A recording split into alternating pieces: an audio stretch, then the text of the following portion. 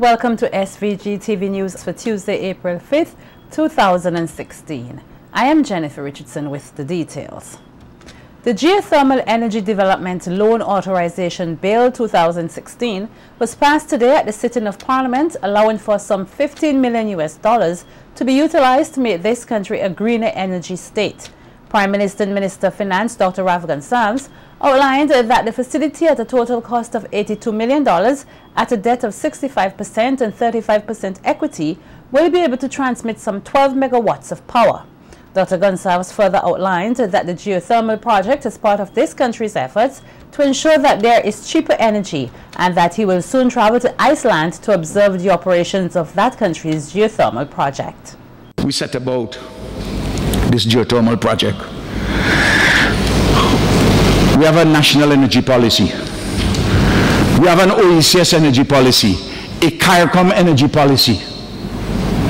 We have an action plan for energy.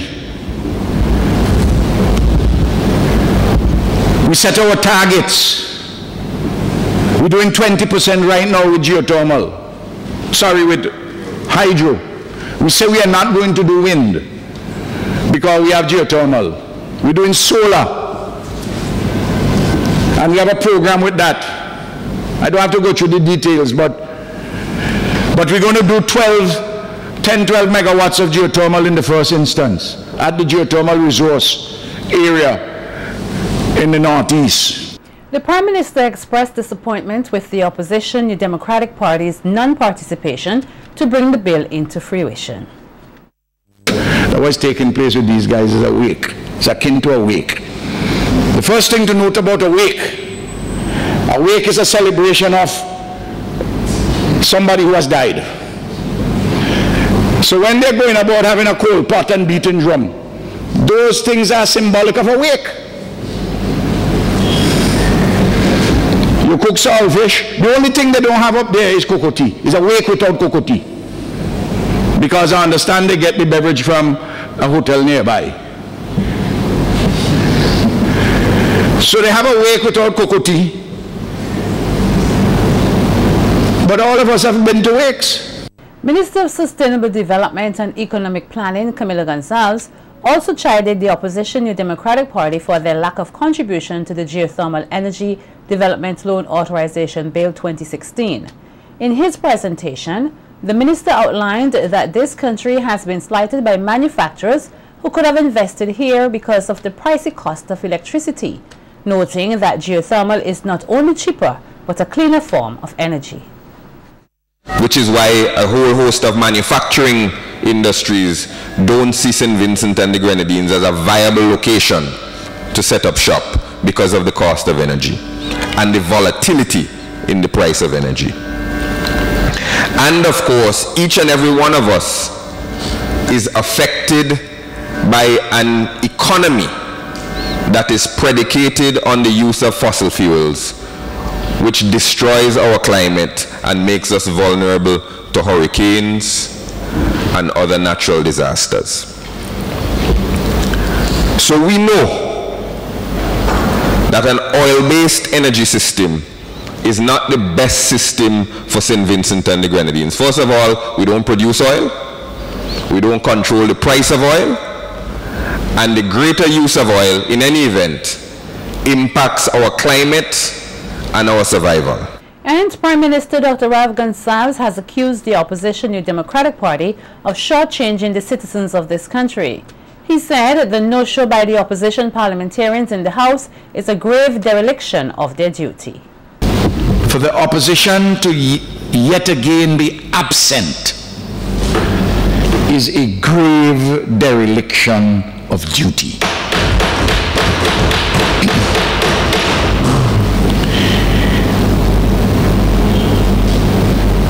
Persons in 7 constituencies out of 15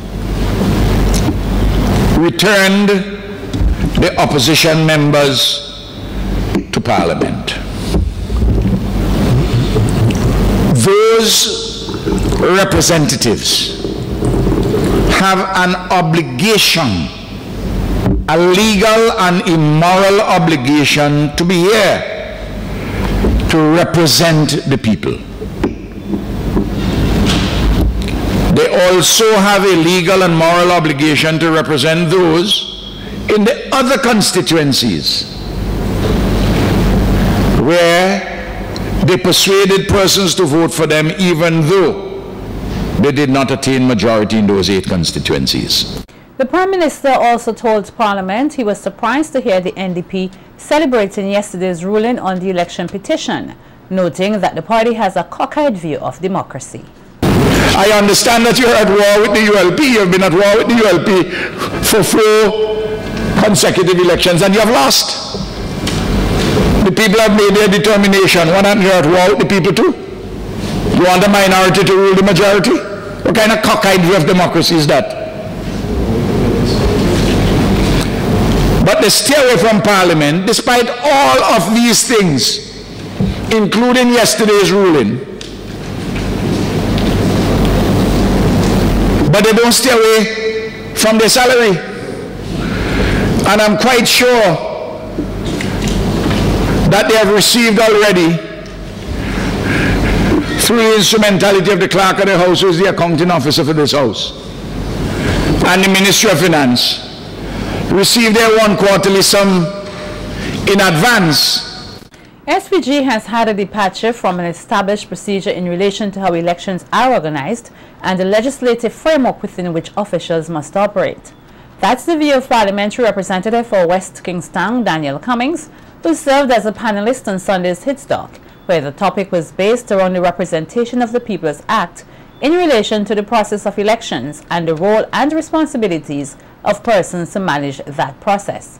Cummings says in a democracy like SVG's, the Constitution allows for the establishment of certain entities like the Electoral Office, with the intention that the office will be absolutely independent. With the intention of that office being absolutely independent. In other words, it must be staffed with people whose interests is that of the people of the country, without being jaundiced or biased towards any party, be it government or opposition. That is the intent. And sadly, we are seeing a departure from an established procedure from previous governments. If you go back in the selection of the supervisor of election, we've had some very distinguished public servants, people whose integrity were never challenged. Meantime, Parliamentary Representative for the Northern Grenadines, Dr. Godwin Friday, says that persons appointed to monitor elections in any country, no matter their political persuasion, once in the role, ought to be able to separate that affiliation from the performance of duties. If we don't do that, I mean, every country you're in, you can't say because you hold an official position you're not entitled to vote, or you're not entitled to exercise your democratic right. You are, but you have to function first and foremost in the position as you are constitutionally mandated to do. And that is something that we strive for as young democracies, you know, to maintain the integrity of the system. And that requires vigilance on the part of people, whether it's the press, the voters, the civil society organization. Democracy is not something that you simply are handed and it just exists like, you know, a flower that grows on its own. In fact, flowers don't grow on their own. You're an agriculturist, you know that you have to tend and care for it. And if you don't, it will wither and die. Dr. Friday further notes that the performance of the supervisor of elections or any of the officers has to be taken in the context of how society holds them to account, as well as how persons who are in positions of power exercise that position. It's very easy in our system for people to abuse their power because the checks and balances, although they are written in the Constitution, they are very weak. We know that. And the people who are there to enforce them tend to sometimes be less than vigilant. Some may even go further and say otherwise. But the problem that we are having and the concern that we must all have as citizens is that the electoral process, the reason why we have this elaborate framework for the conduct of elections is because without the transparency that comes with such a process, democracy breaks down. People lose confidence in the system. If you can't change a government by playing by the rules, then it leads to actions and activities that no one in our system would wish to condone. Reports reaching SVG-TV News this evening are that an attempt was made to firebomb the headquarters of the New Democratic Party. According to information received, there was a persistent smell in the office, and upon investigation around the building, the discovery was made. A member of the NDP told SVG-TV News that the matter has been reported to the police for investigation and that the leader of the NDP, Adam Eustace, is expected to release a statement soon on the incident. There is no such thing as a private beach in St. Vincent and the Grenadines. That's the view of Queen's Counsel Parnell Campbell as he spoke on the ongoing row between the developers and residents of Canoan on his The Law and You program last night. Campbell pointed out that the government owns the beaches of St. Vincent and the Grenadines up to the high water mark. He, however, stressed that even though the beaches are public property, it does not mean that members of the public can simply do as they wish and must respect the private property of individuals or persons who own lands adjacent to the beach. He added that the public does not have a right to walk through private lands to access the beach unless the pathway was utilized for 20 years uninterruptedly. Prescription Act says that if members of the public have been using a roadway without interruption for 20 years continuously, then that becomes a right. So the question as to access to beaches has to do with whether it can be demonstrated by evidence that the public have enjoyed an unfettered right to use a roadway or a path to a beach. And if it can be demonstrated that that right to use a road to a beach has existed continuously for 20 years, then it becomes a public path and no one can stop the public using it. Using the example of Barbados, Campbell pointed out that the government can give the public a right-of-way over private land via acquisition to create access to a beach. Government can do that. The government can create rights of way over private land by means of acquiring the land, so that if the government wants to provide an access to a beach that hasn't got any clearly defined access, the government can buy the land consisting of the roadway, can compulsorily acquire that land for the public purpose of providing a pathway to a beach. There are some beaches to which the public have an access by virtue of more than 20 years using a clearly defined roadway or path to the beach without let or hindrance, and there are some beaches which the public do not have access because no pathway has been used continuously for 20 years or more.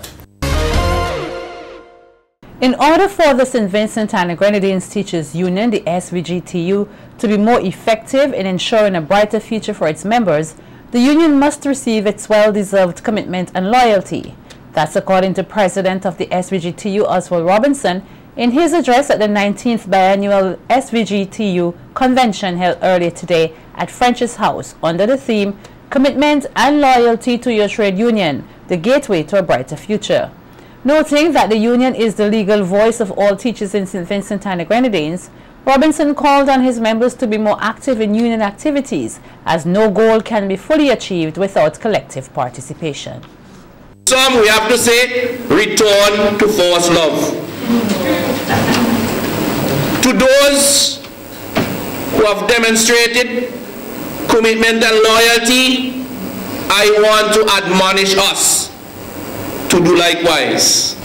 And I'm saying commitment and loyalty must be part of our psyche.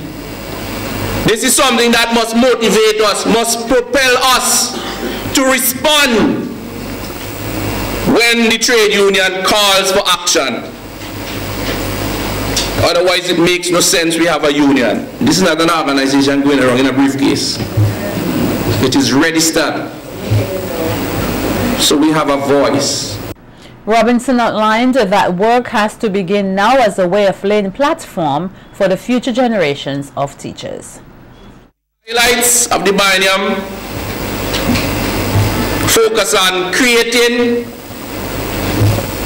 opportunities for teachers to access higher learning, because this union believes in quality education, quality learning, quality teaching. But the policymakers fail to realize that they too are partners and they have an important role to create the environment, to provide quality resources. They're missing these. I am saying now is the opportunity. We have to strike now while the iron is hot.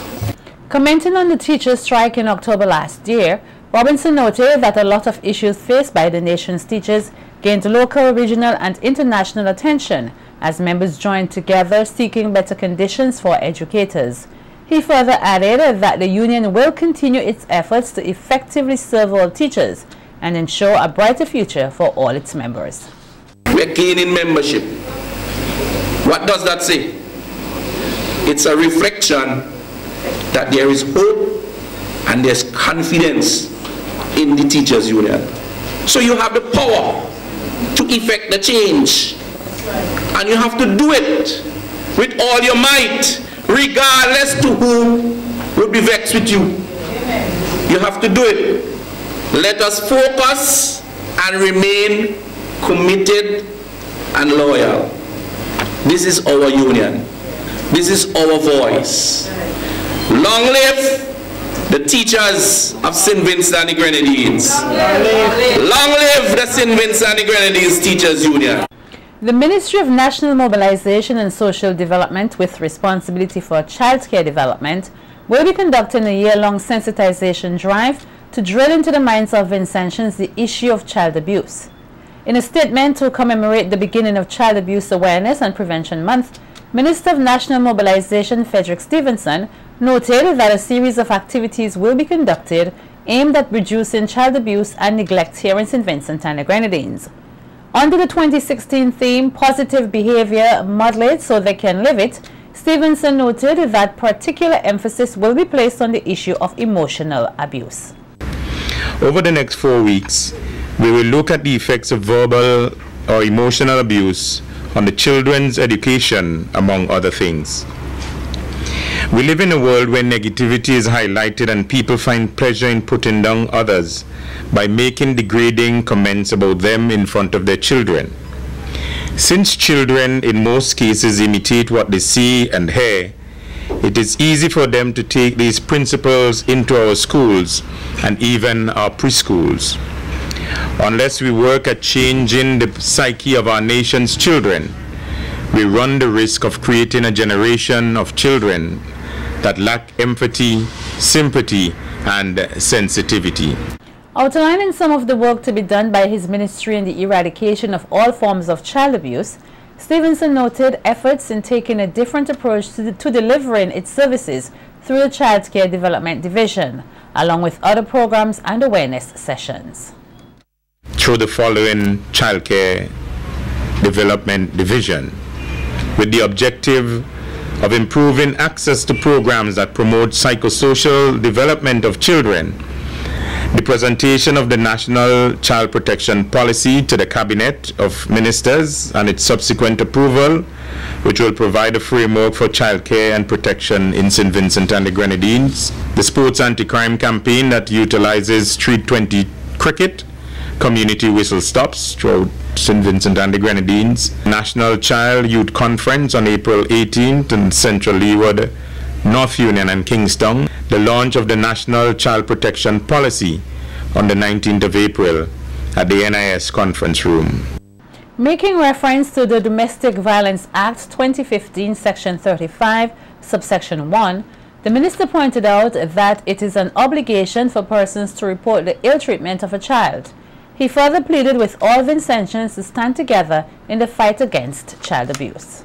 Finally, I want to urge parents, educators, health professionals, police officers, social and case workers, priests, pastors, and community members who come into contact with suspected cases of child abuse and neglect to report these matters to the Child Protection Unit within the Family Affairs Division at telephone numbers 4562949 or to the nearest police station.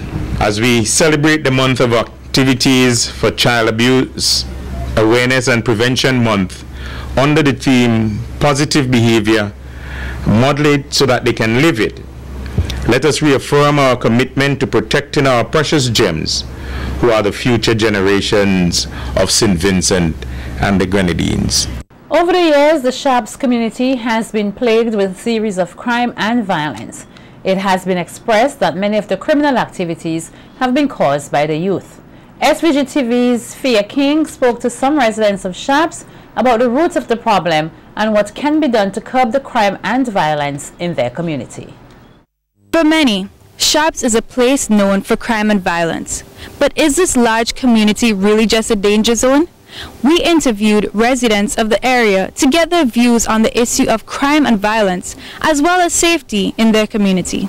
To many of the residents in Sharps, most of the crime and violence is as a result of the drug trade, particularly marijuana, along with the idleness of the youth. The persons we interviewed expressed their concern about the youth in the community. Nevertheless, they believe that steps need to be taken to get the young people off the streets and involved in clean, productive activities. 95% of young men in Sharps does not work. You can't get them changed. That was them decision. They ain't working with nobody, they ain't doing nothing differently. No, it's just young people get up with a kind of hypiness and creating their own kind of thing because a little weed, and that's how the confusion coming on. I think that could help them a lot, man. Little walk, you know, we got a little thing we could do in Sharps. I don't know what to do to them young people now, to man. I would try my best to see what we could do to them to make peace, but we get something to occupy them, their brain, it may be a little better. Jobs opportunities. Some of the young people, they need to, find this desire in themselves and a love for the gospel of Jesus Christ, which could help them to progress. I know it's hard getting these young men, even young women, dealing with these drugs also too. We could only encourage them to hear. Speaking to the head of the Criminal Investigation Department, Superintendent Ruth Jacobs, she says being of the Sharps area, she has noticed a tremendous improvement in terms of the crime and violence and took the opportunity to outline ways in which the youth can be productive and keep out of trouble. There are a number of young persons in Redemption Sharps. Some of them sit on the block, some of them get involved in things they should not get involved in. We, from a police standpoint, we know that the youths can be easily strayed and get involved in things unproductive. We have organized a youth group in the Redemption Sharps area. We have a number of youth clubs in St. Vincent and the Grenadines. Some of the youths are involved in the Pan Against Crime. That is another initiative to try to lead the youths in the right direction. And it has been working. At this time, I don't see Redemption Sharps as an area that we will call a hotbed. I see Redemption Sharps as a community that is progressing. There is room for improvement, but it is getting there. So there you have it. According to residents of Sharps, it is not a crime-ridden place. There is more to it than people may think. There are individuals wanting to see a change, and by working together, that change may come to pass. Fia King, reporting for SVG-TV Evening News. As many farmers here struggle against the effects of climate change on their produce, they've been advised that there is a number of measures that they can adopt to cope with the adverse weather conditions. Agriculture officer with responsibility for the area encompassing Peruvian Vale to Kingstown Hill, Donowa Jackson, pointed out to SVG-TV News 2 forms of technology which would aid farmers in coping with the effects of climate change.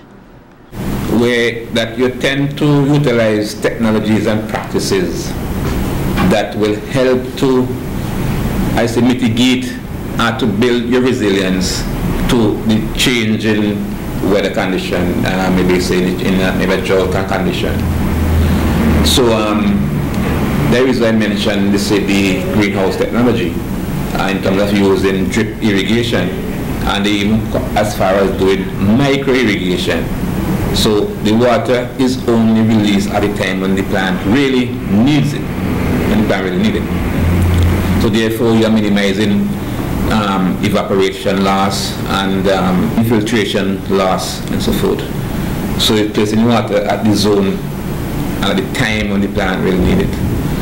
Jackson also pointed out that some farmers have been planting varieties of crops which have proven to be resistant to the harsh weather conditions and attaining a desirable quality of produce.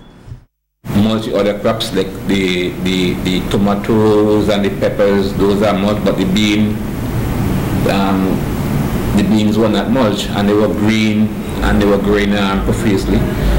So there are certain local species that seem to be, as you would say, adapt themselves to the change in climate, so to speak. I could withstand drought condition better than others as well.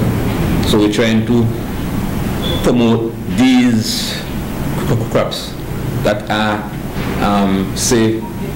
that thrive best in these harsh conditions. As part of its continued technical support to St. Vincent and the Grenadines, the government of the Republic of Indonesia, through its Foreign Affairs Ministry, in collaboration with the local ministries of Education, Tourism, Culture and Foreign Affairs, commenced yesterday a 6-day training workshop on the Batik design technique. According to Deputy Prime Minister and Minister of Foreign Affairs, Sir Louis Straker, the workshop, which is aimed at sharing and reintroducing the skill among Vincentians, also aids in cultural exchange. He also expressed his gratitude to the Indonesian government, which he says has withstood numerous challenges over the years, but remains willing to the development of meaningful South-South cooperation. Now, when a country has disasters of that kind, or these kinds, they tend to look inward in order to help themselves. But Indonesia is not doing that. It is reaching out to its South-South partners in order to provide technical assistance and provide economic and cultural help to the countries in the South. And we are to appreciate what it is doing.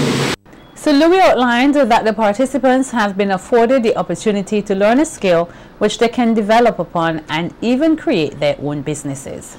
This skill, you are being taught how to fish. With the development of our international airport, we are going to have tourists here in abundance. What you need to do is to get the fabric, and you can make your own design and make it so attractive that tourists would want to buy your products. And you can provide a meaningful livelihood for yourselves and your family, and those whom you train would be able to make a living out of batik.